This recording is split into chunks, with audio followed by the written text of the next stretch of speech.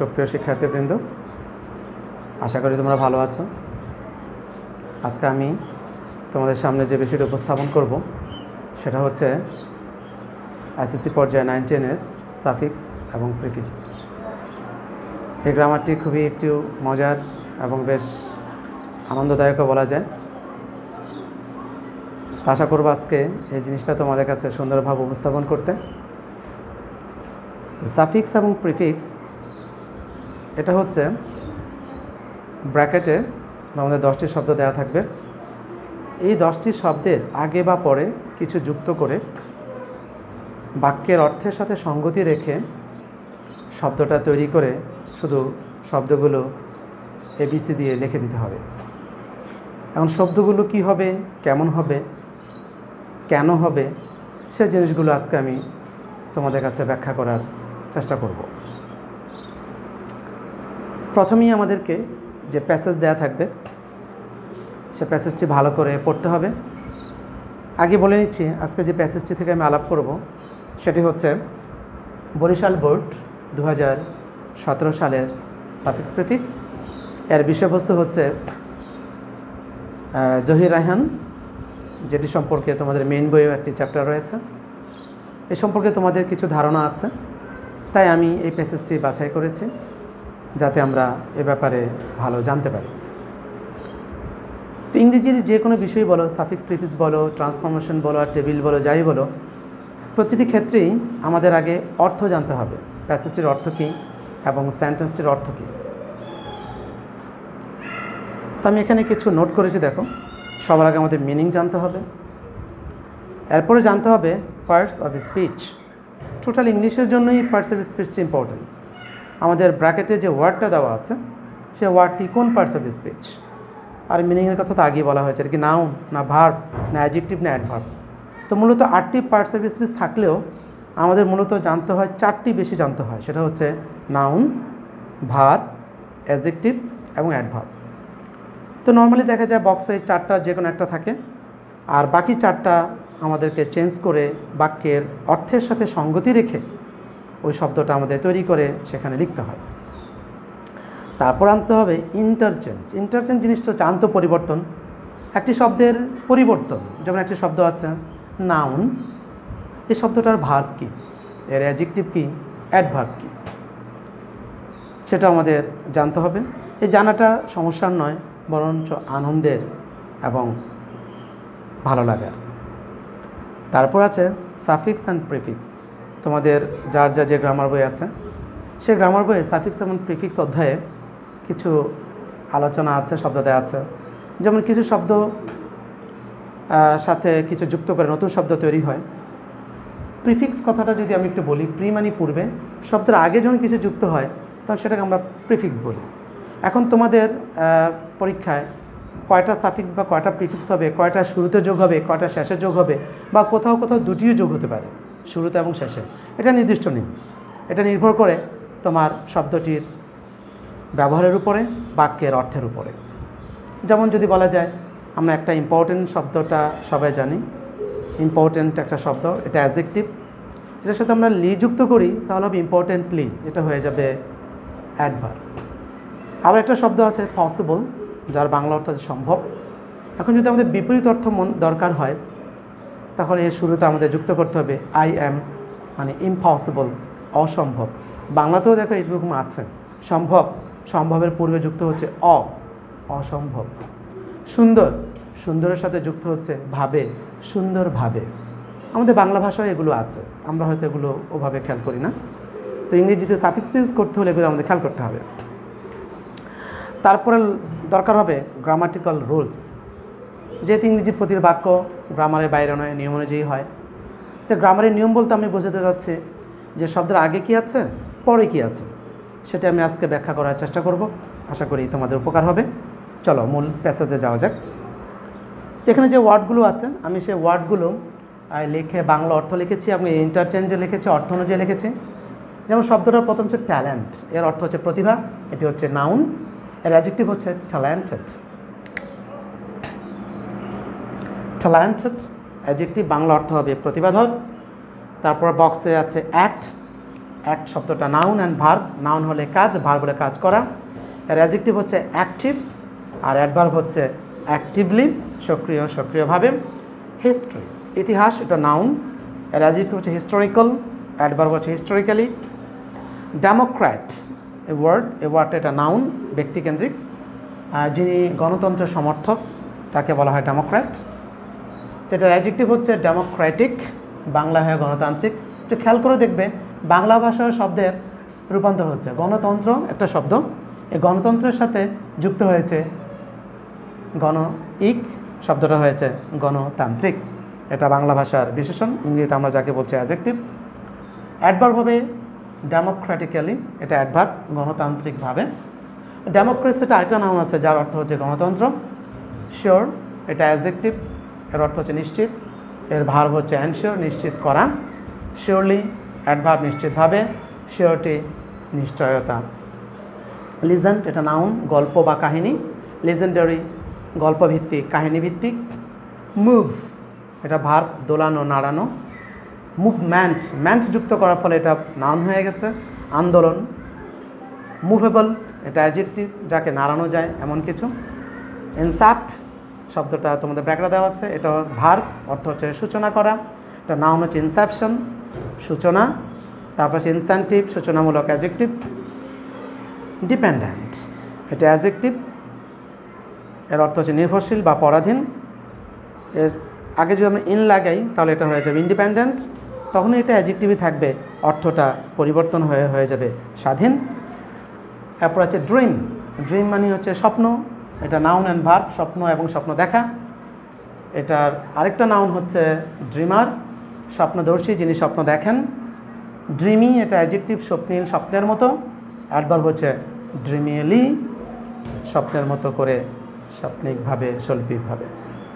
এখন আমাদের যে ওয়ার্ডগুলো আছে এই ওয়ার্ডগুলো থেকে বাছাই করে আমাদের শূন্যস্থান পূরণ করতে হবে। আমি অলরেডি অ্যান্সার লিখে রেখেছি, কেন হবে সেটা আমি এখন ব্যাখ্যা করছি। প্রথমে ছিল Zahir Raihan was one of the most talent film makers in Bangladesh. এর বাংলা অর্থ হচ্ছে জহির রায়হান, যিনি আমাদের মহান মুক্তিযুদ্ধে শহীদ হয়েছেন, শহীদ বুদ্ধিজীবীদের অন্যতম। তার প্রতি আমরা শ্রদ্ধা নিবেদন করছি। আমাদের স্বাধীনতা অনেক ত্যাগের ফল, অনেক বিসর্জন। প্রত্যেক ক্ষেত্রের মানুষই স্বাধীনতা অবদান রেখেছেন। চলচ্চিত্র জগতের যিনি এক্ষেত্রে এগিয়ে এসেছেন তিনি ছিলেন জহির রায়হান। তো ওনাকে বলা হয়েছে Zahir Raihan was one of the most talent film makers, চিত্র নির্মাতা। এর আগে রয়েছে মোস্ট, তার আগে হচ্ছে দ্য, পরে রয়েছে ফিল্ম মেকার্স। তো ফিল্ম মেকার্স শব্দটি হচ্ছে নাউন। তো নর্মালি যে একটা কথা হচ্ছে নাউনের আগে অ্যাডজেক্টিভ হয়, নাউনের আগে হবে অ্যাডজেক্টিভ। অর্থাৎ আমরা যদি কোনো নাউন ইউজ করি, নাউনের আগে যদি কিছু দিতে হয় তো সেখানে আমাদের অ্যাডজেক্টিভ ব্যবহার করতে হবে। অর্থাৎ আমরা এখানে যে ওয়ার্ডটা দিব সেটা হবে অ্যাডজেক্টিভ। তোমরা বোর্ডে দেখো ট্যালেন্ট, ট্যালেন্টের অ্যাডজেক্টিভ হচ্ছে ট্যালেন্টেড। এটার সাথে আমরা ইডি যোগ করে এটাকে নাউন করছি, এই জন্য এখানে অ্যাডজেক্টিভ ইউজ হচ্ছে। He was an act worker of the language movement. তিনি ছিলেন ভাষা আন্দোলনের একজন সক্রিয় কর্মী। দেখুন তোমরা দেখবে যে তোমাদের ব্র্যাকেটে দেওয়া আছে অ্যাক্ট, এটা নাউন অ্যান্ড ভার্ব। এর আগে আছে আর্টিকেল অ্যান, পরে আছে ওয়ার্কার। ওয়ার্কারটা হচ্ছে নাউন। তো আর্টিকেল এবং নাউন যদি দুটোই থাকে, একদিকে আছে আর্টিকেল, আরেকদিকে আছে নাউন, মাঝখানে হবে অ্যাডজেক্টিভ। অর্থাৎ আমাদের এখানে ওয়ার্ডটা আনতে হবে অ্যাডজেক্টিভ। তোমরা দেখো অ্যাক্টের অ্যাডজেক্টিভ হচ্ছে অ্যাক্টিভ, এই জন্য আমাদের অ্যান্সার হবে active. He was an active worker of language movement. He was also present, তিনি আরও উপস্থিত ছিলেন at the history meeting at Amtala on February 21, 1952। 1952 সালের 21শে ফেব্রুয়ারি আমতলায় যে মিটিং হয়েছিল সেই ঐতিহাসিক মিটিংয়ে উনি উপস্থিত ছিলেন। বক্সে আছে হিস্ট্রি, এটা নাউন, আমাদের হবে ঐতিহাসিক, অর্থাৎ এটাকে অ্যাডজেক্টিভের রূপদান করতে হবে। এটা অ্যাডজেক্টিভ হবে হিস্টোরিক্যাল। হিস্টোরিক্যাল মিটিং উনি প্রেজেন্ট ছিলেন, এই জন্য এটাকে আমাদের অ্যাডজেক্টিভ করতে হচ্ছে। তো আমাদের জানতে হচ্ছে আসলে হিস্ট্রি শব্দটা কি, এটার অ্যাডজেক্টিভ কি, এটাকে আমরা ইংরেজি ইন্টারচেঞ্জ বলি। এই জিনিসগুলো যদি আমরা জেনে রাখি আমাদের করতে কোনো সমস্যা হবে না, বরঞ্চ ভাল লাগবে।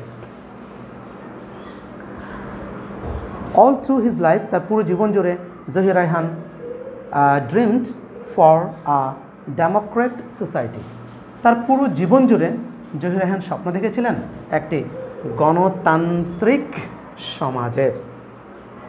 তো আমাদের ব্র্যাকেটে দেওয়া আছে ডেমোক্রেট শব্দটা, যার অর্থ গণতন্ত্রের সমর্থক। আসলে এটি হবে না, এটা হবে গণতান্ত্রিক সমাজ। যে সমাজ, সোসাইটি হচ্ছে নাউন। তো নাউনের আগে আমাদের আসবে অ্যাডজেক্টিভ, এর জন্য আমরা এটাকে অ্যাডজেক্টিভে রূপান্তর করব। তো ডেমোক্রেটের অ্যাডজেক্টিভ হচ্ছে ডেমোক্রেটিক সোসাইটি। আচ্ছা, a society that will sure freedom of speech, এমন সমাজ যে সমাজটা একটি বাক স্বাধীনতার নিশ্চয়তা দেবে। আমাদের ব্র্যাকেটে দেওয়া আছে শিওর শব্দটা অ্যাডজেক্টিভ। তোমরা দেখবে এর শব্দটার আগে দেওয়া আছে উইল। তো উইল হচ্ছে একটা মোডাল অক্সিলিয়ারি। এই মোডাল অক্সিলিয়ারির পরে ভার্ব দিতে হবে, অর্থাৎ আমাদেরকে এখানে ভার্ব আনতে হবে। তো শিওরকে ভার্বে পরিণত করতে হবে। তো শিওরকে ভার্ব করতে হলে এর পূর্বে ইএন যুক্ত করতে হয়। তোমাদের যে বই আছে, এমন কিছু আর ওয়ার্ড আছে, লার্জ একটা শব্দ আছে, লার্জের পূর্বে যদি ইএন যুক্ত করা হয় তখন অ্যান লার্জ বড় করা হয়। এভাবে কিছু শব্দ আছে যাদের শুরুতে ইএন লাগালে ভার্ব হয়। তো উইল থাকার কারণে আমাদের ভার্ব লাগছে। তো শিওরের ভার্ব হচ্ছে অ্যানশিওর। তো আমরা অ্যান্সার দেবো এখানে অ্যানশিওর, নিশ্চিত করা, যেটা নিশ্চিত করবে বাক স্বাধীনতা। That will ensure freedom of speech and will. He made a legend film, জীবন থেকে নেয়া, based on language move of 1952। এর বাংলা অর্থ হচ্ছে তিনি একটি গল্পভিত্তিক ছবি তৈরি করেছিলেন যার নাম হচ্ছে জীবন থেকে নেয়া। ভাষা আন্দোলনকে কেন্দ্র করে ভিত্তি করে 1952 সালে যে ভাষা আন্দোলন, আমাদের মহান ভাষা আন্দোলন, সে মহান ভাষা আন্দোলনকে ভিত্তি করে উনি তৈরি করেছিলেন ছবিটি, যার নাম হচ্ছে জীবন থেকে নেয়া। তো জীবন থেকে নেয়ার ছবি এর আগে আছে লিজেন্ড। লিজেন্ড হচ্ছে নাউন, গল্প বা কাহিনী, পৌরাণিক কাহিনী, রূপকথা, যেটাকে অ্যাডজেক্টিভ রূপ দিতে হবে, কারণ এর পরে আছে ফিল্ম শব্দটা হচ্ছে নাউন। তো নাউনের আগে অ্যাডজেক্টিভ হবে, আর এই জন্য লিজেন্ডকে আমরা অ্যাডজেক্টিভ রূপ দিয়েছি, লিজেন্ডারি ফিল্ম। আচ্ছা, ল্যাঙ্গুয়েজ মুভ, ল্যাঙ্গুয়েজের পরে একটু বড় হাতের করে দেওয়া আছে মুভ হচ্ছে ভার্ব। তো ল্যাঙ্গুয়েজ একটা আন্দোলন, ভাষা আন্দোলন, তো এটা আমাদেরকে নাউনের রূপ দিতে হবে। হ্যাঁ, যেহেতু এটা একটা নাম, ভাষা আন্দোলন, তো এই জন্য একে নাউনে নিতে হবে। তাই মুভের নাউন হচ্ছে মুভমেন্ট। এখানে আমাদের সাফিক্স যুক্ত করতে হচ্ছে এটাকে নাউন তৈরি করার জন্য, মুভমেন্ট। এরপর আমরা দেখব he could see the incept of a free and dependent Bangladesh.